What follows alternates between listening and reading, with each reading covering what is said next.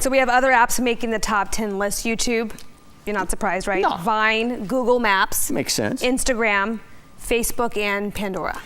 I'm a Pandora guy. I like Pandora. So communication apps, widely popular. That seems to be the trend. Yeah, that could make sense. What do you think Jeff has on his phone? Which apps do you have, sir? He's not an app guy, I don't think. No, I don't have time for those games, Dan. I'm constantly doing these awesome segments. Oh, boy. And we're doing one now about vintage toys that are available. Do you guys remember the 80s?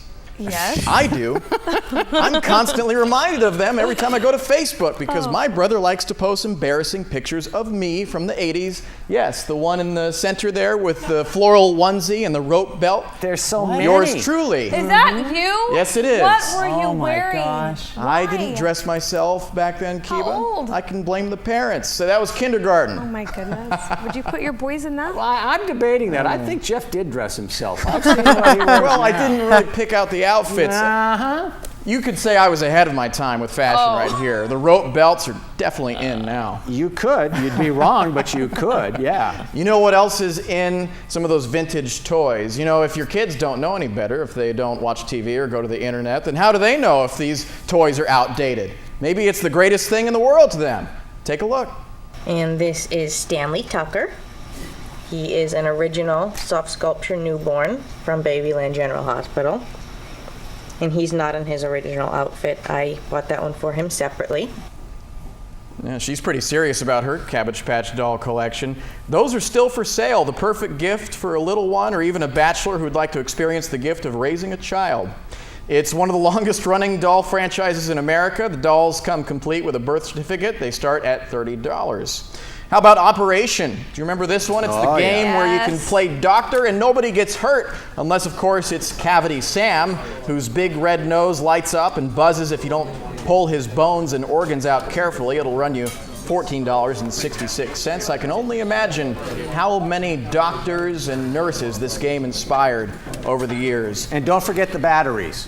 The batteries. You got to have the batteries. Yep. Exactly. Maybe you have a smart one in the family, a little Jeff running around.